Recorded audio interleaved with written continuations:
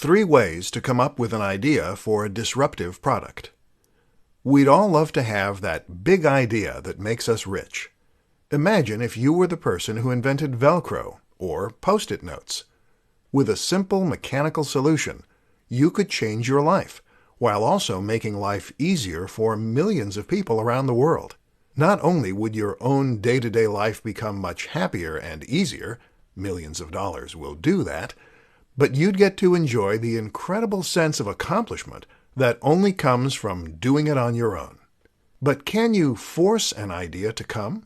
How do you encourage that spark of inspiration? Here are a few experiments you can use to trigger that next big idea. 1. Think about things that frustrate you. In business, this is called a process fix. It involves looking at the routine activities of that organization and then seeing where that routine could be improved upon. The thing is, you can also apply the notion of the process fix to real life. That might mean making it easier to open cans, making toothbrushes last longer, or defrosting the car more efficiently. In other words, ask yourself what you find to be regularly frustrating, and then challenge yourself to come up with a solution in product form. Chances are that if you could benefit from it, so too could other people. 2. Combine 2 useful products. They say there is no such thing as a completely novel idea. That instead, the closest thing is to combine 2 existing ideas into something new. Well, why not embrace that reality by simply combining 2 ideas you like into one new idea? You see tons of inventions that work this way and serve a dual purpose, thereby removing the need to order 2 separate items, and they're often very successful. 3. Go for the next big thing. Many of us dream of products we wish existed, but which we know are impossible to make. Often, a good way to come up with a great idea is to look at those ideas and then try to make them more realistic. How can you take an idea that's impossible and create the next best thing using the realistic resources you have available to you? Often what you'll find is that you can get much closer to fulfilling the original brief than you probably expected. 4 innovative businesses you can learn from. Not every new business idea needs to be truly original. You can actually create a very successful business using only tried and tested formulas, and not even venture out that much into the unknown. In fact, this is sometimes the safer bet when it comes to creating a new business model. The problem is that it takes a truly innovative business idea if you really want to take the world by storm.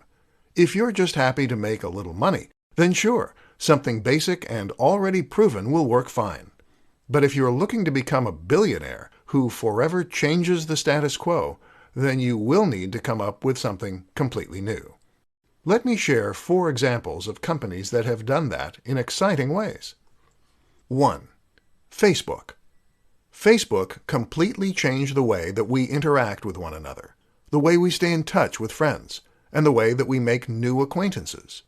The idea of a social network is not new, of course, but it was the countless smaller ideas that Zuckerberg and the team implemented that really changed things up and ensured that the site was a massive sensation. 2. Uber. Uber is an example of a company that makes use of the sharing economy. This is a taxi service that is run by its users. Rather than pay obscene amounts for a taxi, why not hire someone local who is happy to give you a lift for much less? It's no exaggeration to say that this is making massive waves in multiple industries. 3. Airbnb. Airbnb is another example of a company that makes use of the sharing economy, this time by letting people share their spare rooms and outbuildings as alternatives to hotel rooms. Once again, this is changing industries, the hotel industry, and even the property market. 4. Nintendo. The House of Mario is a company that is constantly innovating, whether it's with motion controls or new gameplay mechanics. The latest innovation, of course, is the Nintendo Switch, which combines the company's portable and home consoles into a single machine. The appeal is the option to take AAA titles on the go with you, but then be able to play them on the big screen when you get home.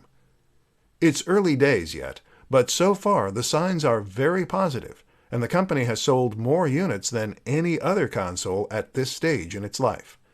In other words, you don't have to be a young, hip startup to innovate. 4 ways to make your Kickstarter campaign more successful. These days, coming up with an idea for an invention and then planning on selling it is always going to mean making a trip to Kickstarter. Kickstarter is the preeminent crowdfunding site, which means it's a platform on which you can announce an idea for a product and then see if there is a desire for that product. If so, then viewers can become backers and help fund the project, eventually receiving the resultant product at the end as a thank you. This means you no longer have to find an angel investor and give away shares of your business, and you no longer have to remortgage your house and pin all your hopes on a crazy idea. But going on Kickstarter is not a guarantee of success. In this presentation, we'll take a look at how you can help ensure a positive outcome for your product. 1. Make a great video. The most important aspect of your product page is to make a stunning video. This needs to demonstrate all the best qualities of your product, and it should have high production values, which will help make you appear more professional and capable. Invest in a good camera and editing software, and if you don't have the knack, hire someone who does. 2. Offer exciting incentives. It is normal to incentivize backers by offering rewards for different levels of funding. As you might expect, it's important to ensure that these incentives are exciting enough to actually be worth the money, so make sure that they are, whether that means offering discounted products, bonus packs, or the backer's name somewhere in the credits. 3. Time it well. As with comedy, timing is everything in the world of crowdfunding. Make sure you time the actual launch of the product well, but also think carefully about how long the campaign should run for and when it's going to end. 4. Prep and pickup. A strategy recommended by Tim Ferriss is called prep and pickup.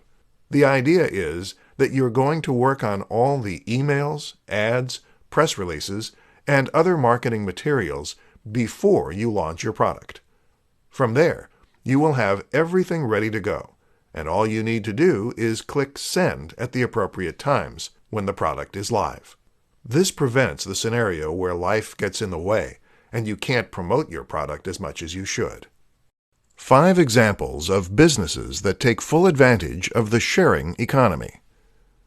The sharing economy describes a move away from money and back to the free trade of services and products. Once upon a time, before money existed, we would bargain with other people for goods and services by offering things that we could do or offer in exchange for things that they could do or offer.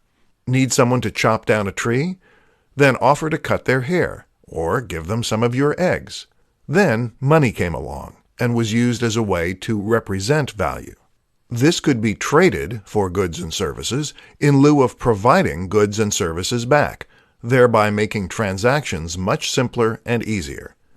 But at the same time, money also created many of the problems we see today, and you don't need me to tell you what those are.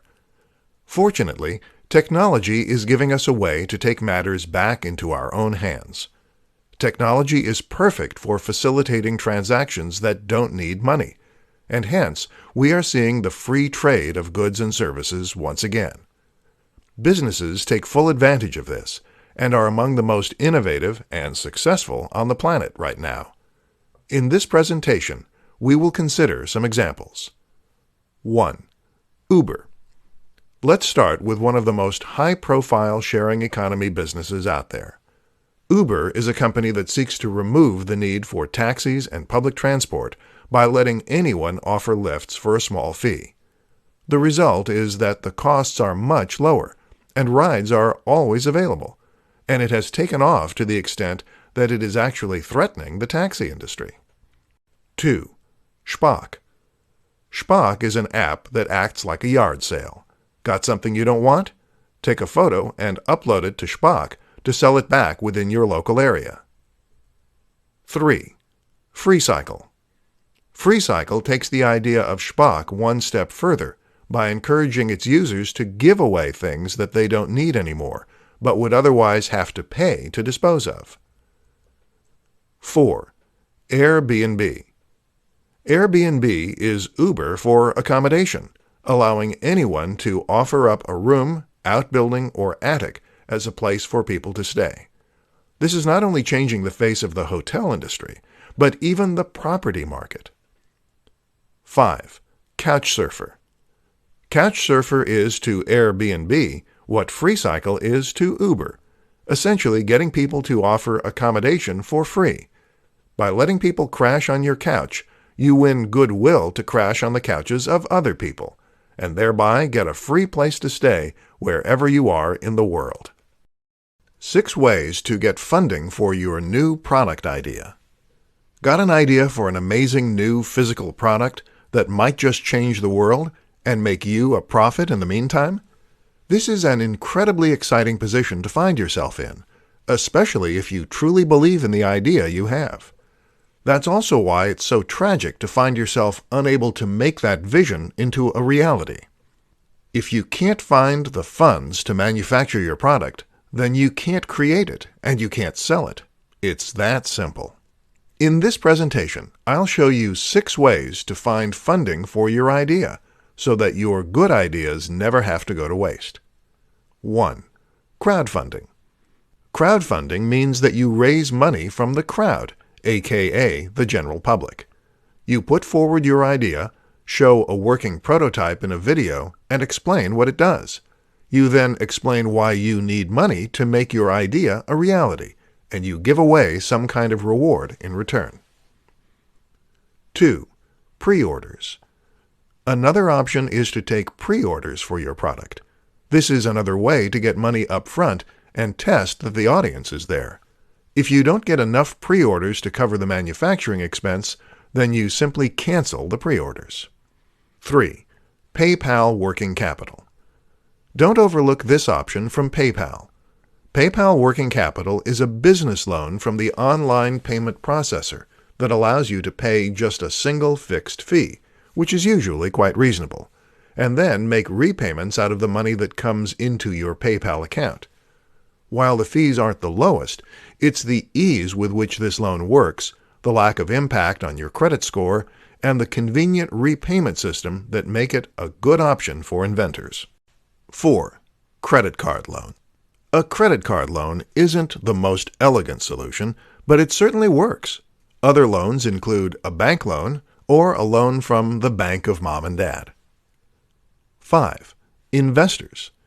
Finding a loan from an angel investor is arguably the most stressful option for getting funding, but it's also the one that can potentially reap the most rewards, especially if you are also getting the advice and help of those investors to encourage your product to grow at the fastest rate and stand the best chance of succeeding. 6. Bootstrapping. My personal favorite. Bootstrapping means that you sell another product or service in order to raise the money for your bigger and more ambitious venture. Think of this as slowly scaling up your business and your ambition. How to create your own software-as-service business. The notion of software as a service is a very interesting one, and one that is very different from pretty much any business model that has gone before it. The idea is that you are providing a service, whether that's web design or contact management, and that this service is going to be provided automatically by using a piece of software. So instead of building websites for your clients, you are offering a piece of software that can do that for them. The great thing about these businesses is that they can provide services that would be impossible to offer any other way, and they can allow you to take a very backseat approach to running them, generating passive or near-passive income. So how exactly do you create such a business? 1. Come up with the idea. The first thing you need to do is come up with your business. This is easier said than done, of course, but one useful question to ask is whether you can in any way productize a service that you are already providing. This is how Matt Mullenweg came up with the idea for WordPress, by asking how his web design company could be made into a product, and thereby scale to unforeseen heights. Another question is to think about the tools you use on a daily basis, and how they could be better as an SAS. 2. Implement the idea. The next step is to implement the idea.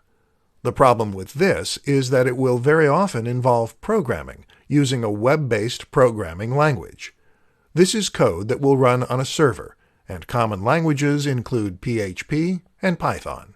These are very complex for beginners, which is why the best option is often to outsource the actual creation of the product to someone who knows what they're doing. Use Upwork or something similar to find the staff. Alternatively, you can try using a social network building solution, several of which do exist. 3. Market the idea. Finally, you just need to market your idea. A good place to start is with your existing client list, if you have one, and from there you can try building an email list as you would for any service. Often, SAS means B2B, but not always. Otherwise, you can try using advertising and more traditional means of internet marketing. Invest the profits you make into more advertising to scale up your business, and then watch as it grows. How to find a need in a market and fill it. One of the best ways to come up with a successful business model, whether it's for a product or a service, is to find a simple need in a market and then fill it. In other words, what do people want that they don't have, and how can you satiate that need for them? If you can do this, then you'll be able to clearly communicate the value you offer and theoretically see a lot of sales as a result. In this presentation, we'll look at some ways you can identify those needs and fulfill them. 1. Look at existing products. One way to find a gap in the market is to look at the existing products in that space. What you'll likely find is that a few companies have got the niche stitched up, but that there is still room for improvement and still room for new products. Ask yourself, who are these products not catering to? What don't these products do that could be useful? 2. Look for pain points. They say that a good writer should always write what they know. Likewise, a good business strategy is to always stick with industries and niches that you understand. In other words, when you choose what you want to make or offer, it is best to choose something that you understand, rather than something that you've never used or experienced yourself. This way, you can think back to your own personal experience of that thing and ask yourself what could have been done better. Or if there is a product or service you use every day and it fails, ask yourself how that product could have been made any better. Is that something you can fix? 3. Survey the market.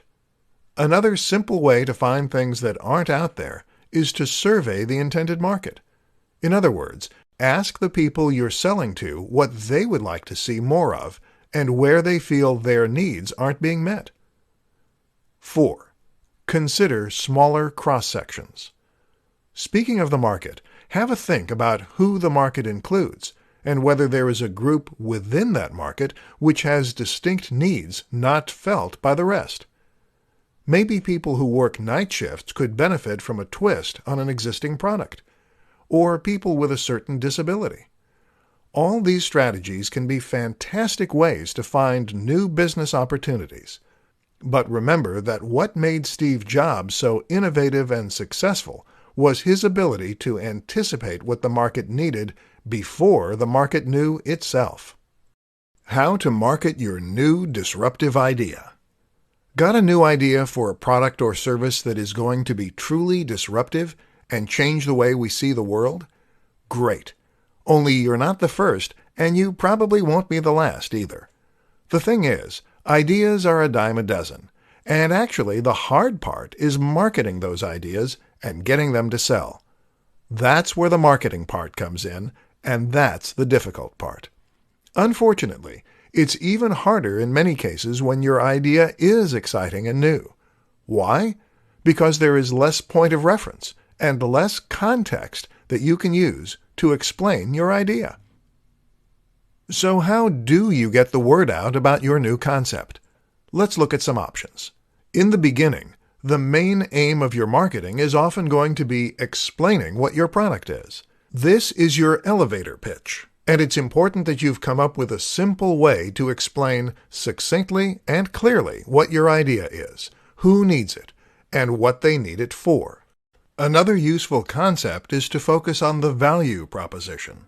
In other words, where does the value come from with your new service or product? How does using this product make life better? Will your users be richer? Will they have more fun? Or will it improve their health? While the how and the what might be new, very often the why will be universal, and this will be key in communicating your message. In order to do any of this, though, you're going to need to think about whom your product is marketed to, and who will want to use it. This will tell you where to present your message, and how to present it. Have a think about the typical demographic that is likely to use your product, and think of comparable products and whom they are targeted at. Looking at comparable products is also a good way to get inspiration for your marketing. Finally, don't be afraid to embrace the newness of your product or service. In other words, if your product is so different that it stands out, then this can actually help it spread by word of mouth. Consider those 5-finger shoes by Vibram. These drew the eye so much that they practically marketed themselves. How can you get people talking about your brand? How to test an idea before bringing it to market. One of the worst things you can possibly do as an entrepreneur or any business person is to invest a huge amount of time and money into an idea that doesn't have an audience. If you spend thousands of dollars or countless hours developing a product that no one buys, then of course it is going to be money down the drain. And of course that may sound obvious, but it is an unfortunate reality that happens far more frequently than you might think. The problem is that we will often assume that because we want a certain product, that there must be market demand for it too. Or because something has been successful in the past, it will likely be successful in the future. This is not the case, however, and if you want to ensure your product will be successful, then there are some different precautions you need to take. In this presentation, we'll learn what those are. 1. Validation. In business terms, we call what we just described validation. The aim is to validate an idea for a product or business, and then test if it really has appeal. One way of doing this is to try selling the product or service before it's finished. You can do this by offering a beta test of sorts, by taking pre-orders, or even by having a sales page that informs the buyer you're out of stock only once they try to make a purchase. This is important because very often people will say they're interested in an idea, but they're not necessarily willing to pay for it. To test if your idea truly has legs, you really need your audience to put their money where their mouth is. Then you can calculate how much money you would have made and whether or not that would have been enough to make the work worthwhile. 2. Fail fast. A similar approach is to invest as little time and money into an idea as possible, but still release the product or service. This way, you can then start selling it as quickly as possible and testing to see if there's an audience there. If the product sells as is, called an MVP or minimally viable product, then you can invest more time in developing it and marketing it. If not, you move quickly on to the next project. Hence, fail fast. Top mistakes that new entrepreneurs make. Got a big new idea? Great. In all likelihood, you're probably extremely excited to bring it to market, whether it's some kind of service or some kind of physical product. Either way, though, you are now at a crossroads. People have amazing ideas all the time, but it is rare that they actually do anything useful with those ideas. All too often, those ideas don't come to anything because the person with the said idea never takes a chance on it, or because they go about it in the wrong way. Here are some of the most common mistakes that have robbed the world of truly incredible ideas, and what you can do to prevent the same fate happening to your own innovations. 1. Not validating the idea. Validation essentially means testing that there is an audience for a product or service. Having a great idea is one thing, but having a great idea that will sell is another. And if you want to make this a business, then you need to be able to sell it. To find out, you need to do some kind of trial run. This could mean selling a beta version, taking pre-orders, or running a Kickstarter. Anything, as long as you are actively testing to see if the demand is there. 2. Not getting help. Too many inventors and innovators want to do everything themselves. Want to make a website? Then perhaps you think you have to create the logo yourself and learn HTML and Python. No. The way real professionals do it is to always outsource the most difficult parts of the process. This will save you time, and it will also result in a more professional final product, because it will be built by people who do this stuff for a living. 3. Not telling anyone the idea. Why don't entrepreneurs get help? Often it's because they don't want to tell people their ideas. Well, that makes it very hard indeed to get funding or even advice. If you're serious about your idea, then you need to start talking about it as soon as possible. Don't worry about people stealing your ideas. Either they have their own ideas, or they don't have the means to do anything about your idea. The best way to protect an idea is to do it first and to do it best. In other words, stop making excuses and just do it.